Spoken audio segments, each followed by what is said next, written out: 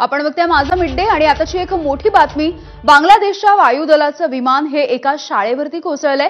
ढाकामधली ही भीषण विमान दुर्घटना सध्या समोर येतेय। वैमानिकाचं प्रशिक्षण सुरू असताना हा अपघात घडलेला आहे आणि हे विमान अपघात घडल्यामुळे थेट एका शाळेवरती कोसळलंय। ढाक्यामधली ही विमान दुर्घटना आपण पाहतोय। आताची ही ब्रेकिंग बातमी समोर येते आहे।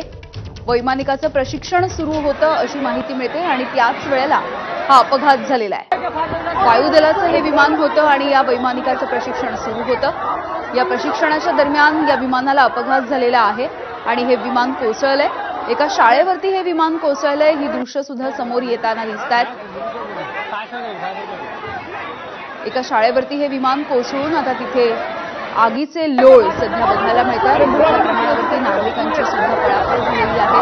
इथल्या जखमींना बाहेर काढण्यामध्ये सध्या इथले नागरिक आणि इथलं प्रशासन गुंतलेलं आहे। त्यामुळे ही मोठी दुर्घटना आपण बघतोय। बांगलादेशामधली वायुदलाचं विमान एका शाळेवरती कोसळलं।